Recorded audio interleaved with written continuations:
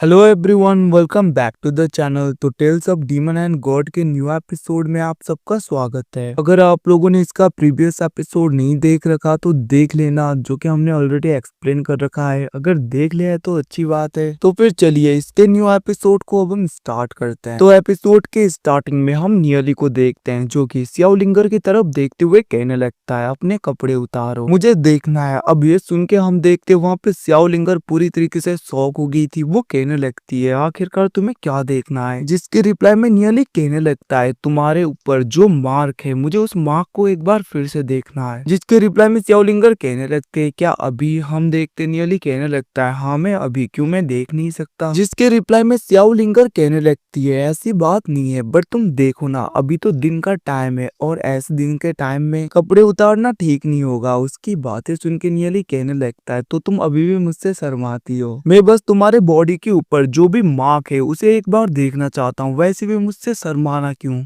ये सब कुछ कहते हुए हम देखते हैं वो सियाओलिंगर के नजदीक जाने लगता है, जिसको देखकर सियाओलिंगर सोचने लगी थी वैसे भी मैंने बहुत ही पहले खुद से ये डिसाइड कर लिया था कि मैं हमेशा नियली के साइड में ही रहूंगी, भले ही मैं नियली की ना हो सकूं बट हमेशा उसके साथ में चलूंगी। ये सब कुछ वो सोच ही रही थी, तभी हम देखते हैं एकदम से वहां पे नियली कहने लगता है आखिरकार तुम क्या सोच रहे हो? इतना कहते हुए वो उसके नजदीक चला गया था, जिसे देखकर सियाओलिंगर वहां पे शर्मा जाती है। नियली उसकी तरफ देखते हुए कहने लगता है अभी भी तुम शर्मा रही हो। हम देखते वहां पे सियाओलिंगर को सोचते हुए एकदम से अपने आंखें बंद कर लेती है और वो कहने लगती है अब तुम कर सकते हो नियली, तुम्हें जो भी देखना है। जिसे देखकर नियली कहने लगा था आखिरकार तुमने आंखें क्यों बंद कर ली? तभी हम देखते हैं वो सोचने लगता है जो भी हो सियाओलिंगर तो एक लड़की ही है, तो उसे तो शर्म आएगी अगर भले ही मैं उसका माँ ही देखने लगा हूँ।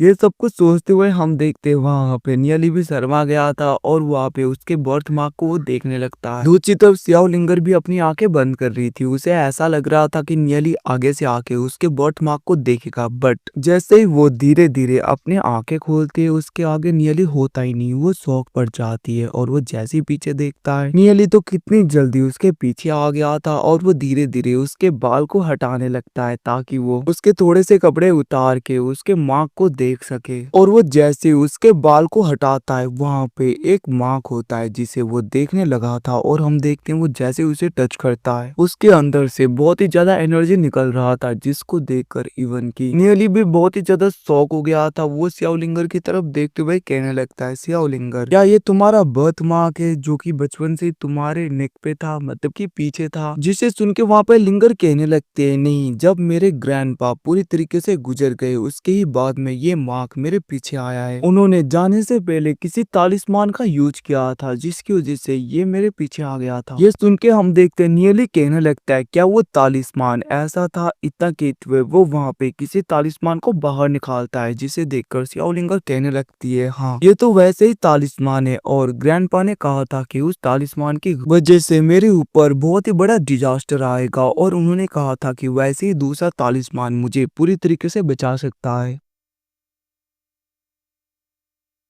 अब उसकी ऐसी बातें सुन के हम देखते वहां पे नियली भी शॉक हो गया था और वो सोचने लगता है तभी तो पिछले लाइफ में सियाओलिंगर डायरेक्टली डार्क फॉरेस्ट में चली गई थी ताकि वो इस डिवाइन तालिस्मान को ढूंढ सके, बट उसके ऊपर बहुत ही ज्यादा मॉन्स्टर्स ने अटैक कर दिया था जिसकी वजह से बहुत ज्यादा इंजर्ड हो गई, बट उसे कुछ हो पाता उससे पहले उसके इस मार्क ने उसे बचा लिया था। जिसके बाद में सियाओलिंगर मुझसे मिली, उसने मार्क्स लगा लिया था, मैं तो उसे पहचान भी नहीं पाया और सियाओलिंगर मुझसे डार्क फॉरेस्ट में ही मिली थी तब जब उसने ड्रैगन दाओ रिलम के पीक तक ब्रेक थ्रू कर लिया था और उसी मार्क्स की वजह से उसे अभी भी अपने पास्ट के विजन आते रहते हैं और उस वक्त भी मेरी वजह से सियाओलिंगर पूरी तरीके से खत्म हो गई थी। अगर मुझे बचाना नहीं होता तो सियाओलिंगर को कुछ भी नहीं हुआ होता। मुझे प्रोटेक्ट करने के लिए सियाओलिंगर ने खुद को पूरी तरीके से डिस्ट्रॉय कर दिया। वहाँ पे इतने ज्यादा पावरफुल मॉन्स्टर्स थे, उन लोगों के साथ में वो अकेली फाइट करने लगी और उसने मुझे नीचे फेंक दिया ताकि मैं बच सकूं। बट देखो आखिरी वक्त तक मैं ना तो उसे अपना नाम भी बता पाया, उसने उसने मेरे लिए अपने लाइफ को पूरी तरीके से सेक्रीफाइस कर दिया, बट मैंने उसे तो नाम भी नहीं बताया, उससे पहले ही वो पूरी तरीके से खत्म हो गई। ये सब कुछ सोचते हुए हम देखते वहां पे नियली बहुत ही ज्यादा सैड होने लगा था और वो एकदम से सियाओलिंगर को पकड़ते हुए गले लगा लेता है और हम देखते वहां पे सियाओलिंगर भी उसे गले लगा रही थी, जहाँ पे नियली सोचने लगता है प्रीवियस लाइफ में तो तुमने मुझे बचाने के लिए खुद की लाइफ को सेक्रीफाइस कर दिया था, बट इस बार मैं कुछ भी ऐसा होने नहीं दूंगा,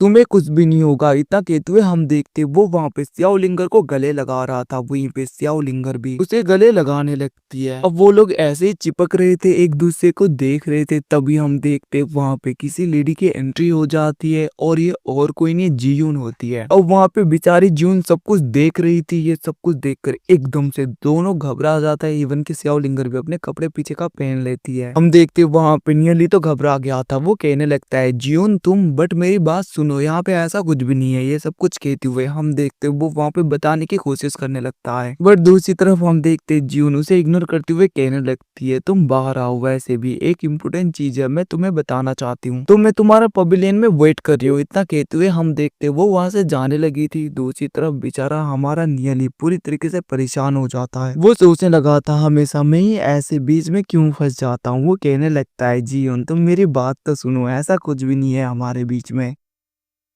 बट हम देखते वहां से जीवन चली गई थी और हम देखते उसके पीछे पीछे नियली भी भागते हुए आने लगता है और वो कहने लगता है जीवन तुम मेरी बात तो सुनो। और वो कहने लगता है तुम जैसा सोच रही हो वैसा कुछ भी नहीं है, मैं तो बस सियाओलिंगर के माँ को देख रहा था, सच बता रहा हूँ, वैसे भी मैं झूठ क्यों बोलूंगा तुमसे। उसकी बातें सुन के हम देखते वहां पे निंगर कहने लगती है कहीं पे तुम यहाँ पे कोई बहाना तो नहीं ढूंढ रहे ताकि तुम सियाओलिंगर के बॉडी को देख सको। अब ये सब कुछ सुन के हम देखते नियली कहने लगता है तुम्हें लगता है मैं उस टाइप का लड़का हूँ, मैं ऐसा करूंगा? ऐसा कुछ भी नहीं है जैसा तुम सोच रही हो, मैंने तो कुछ भी किया भी नहीं, मैं तो बस उसके माँ को कंफर्म कर रहा था जिसका रिलेशन किसी और जगह से है। ये सब कुछ सुन के हम देखते वहाँ पे जीवन कहने लगते है हाँ हाँ मुझे सब कुछ पता है। हम देखते हैं नियली नजदीक आने की कोशिश करता है, बट उसे जीवन रोक देती है और वो कहने लगती है हो गया, मुझे तुम्हारे ऊपर भरोसा है। और वो कहने लगती है मास्टर ने कहा है कि रेनगोट सेट के सारे डिसाइपल तो लड़के ही हैं और इतने ज्यादा मेल डिसाइपल यहाँ पे आ गए हैं और हमारा तियानिन गोट सेट एक डेटिंग हॉल बन गया है, यहाँ पे सब लोग इधर उधर जा रहे हैं। तो यहाँ पे मास्टर ने कहा है कि सब लोगों को 3 रूल मानना पड़ेगा। ये सब कुछ सुन के नियली कहने लगता है तुम चिंता मत करो, 3 क्या, यहाँ पे रेन गोट सेट के डिसाइपल 30 रूल ही मानेंगे, क्योंकि हमारे डिसाइपल बहुत ही ज्यादा जेंटल है और वो कभी भी किसी लड़की के हाथ में कुछ भी कर ही नहीं सकते। ये सुन के जीवन उसकी तरफ गुस्से में देखते हुए कहने लगती है ये सब कुछ तो मुझे पता है, इवन की उनका ही सेट लीडर कैसा है ये तो मैंने कुछ टाइम पहले देख लिया। ये सब कुछ कहते हुए हम देखते वो वहाँ पे गुस्सा हो रही थी, जिसको देखकर नियली कहने लगता है जीयुन तुम यहाँ पे बेकार में गुस्सा हो रही हो, मैंने तो कुछ किया भी नहीं, मुझे तो पता भी नहीं कि मैंने क्या किया। मैंने तुम्हें कहा ना मैं तो बस उसके माँ को देख रहा था ताकि मैं कुछ चीज को कंफर्म कर सकूं। बट हम देखते वहाँ पे जीवन कहने लगते हैं हाँ मुझे सब कुछ पता है,